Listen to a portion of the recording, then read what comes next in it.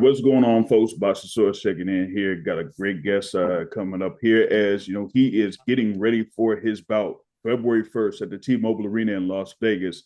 Coming in with a record of 21 wins, just one loss here. He's going to be competing against Jeison Rosario, and that is El Mono Jesus Ramos Jr. What's going on? What's up, man? How you doing? Doing all good, doing all good. Thank you for taking the time to speak with us here. You got that bout coming up against Jeison Rosario in a few weeks at the T-Mobile Arena. How's camp been going so far? Man, everything's been really, really good. We've had great sparring, a lot of time. I feel like, I was even in camp with my uncle for his fight with Mario Barrios, so that was kind of a pre-camp. It served well, and then just coming into my own camp. I was in shape already. I didn't have to worry about being in shape. We've been tuning a lot of things, forming a good strategy for Jason Rosario. So I can't complain. Camp's been really, really good, really smooth, and I'm happy. Gotcha.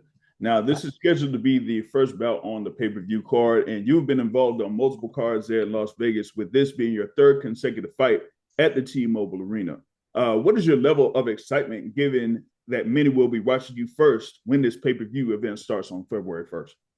Yeah, man, it's exciting. I gotta set the tone. We have David Benavides as well, who's in the main event. He's from Arizona as well, so I gotta set the tone for him. It's I feel like it's pressure for me. I gotta come out and perform. We're gonna have a lot of Arizona fans there, so I have to, like I said, come out, give a good performance, and I'm looking to even steal the show, man. I wanna show new wrinkles of my game, and like I said, put on a good performance.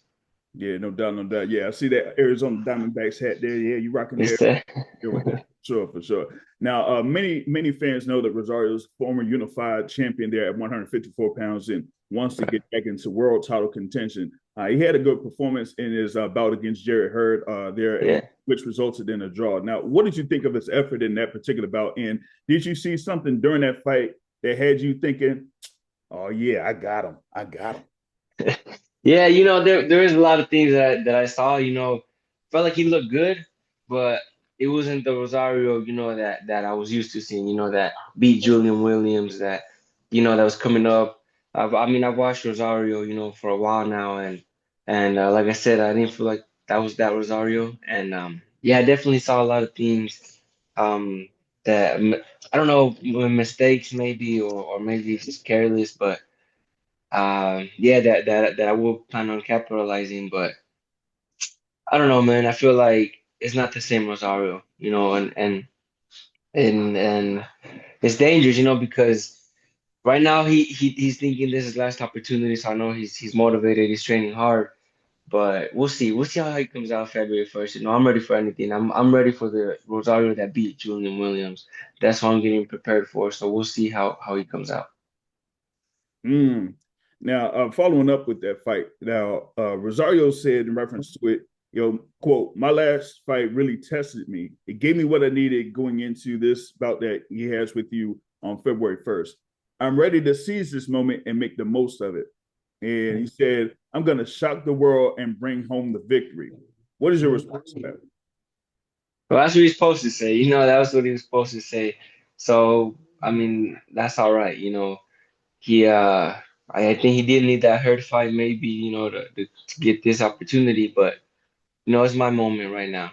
I just had a good victory back in May, and I'm looking to keep that momentum going, and hopefully stay active this year. And this was gonna set the tone for how my year goes. So I'm planning on showing out February 1st. Yeah, let's go talk about that there next with that bout against Johan Gonzalez, as mentioned there at T-Mobile Arena, where you basically, beat him up, just beat him up en route to a stop his victory. That was an impressive showing there that got you in the mix for the world title picture. Know that, you're in there in the rankings for WBC, WBA, IBF, and all that stuff. Now, do you feel Right. like having this bout here against a former unified champion will show that you should be considered to fight for a world title later this year? Definitely, man, definitely. And especially, if I give a good performance, everyone's gonna start, paying attention and I need a world title, by the end of this year. That's the goal for this year. I need to fight for a world title fight and, you know, um yeah, man, it has to be this year. You know, I'm motivated. That's how I'm coming in for this year. Gotcha. Now you talked about back in 2023, you had your lone loss to Erickson Lubin by decision. Right. And soon after that fight, you wanted your get back, but to this point, it hasn't necessarily happened. Now, is that a fight rematch there with Lubin, something that you would want in the future, or have you moved on from that? No, definitely. You know, I've moved on. I've learned to live with it. I'm okay with it. You know, I'm doing my own thing now, but I want to run it back. You know, I definitely do. Like you said, right after I wanted it. Um, you know, he didn't want to give it to me, so that's all right. You know, we just keep moving forward. The plan now is to become a world champion and have him force him, to fight me and you know, I got to get it back for sure. Gotcha. Now, a couple more questions here. Now, you talked about, in your preparation for this fight, this beforehand, like from last year, that you're, working in the camp there with Abel Ramos as he prepared for his bout against Mario Barrios Right. there at the AT&T Stadium.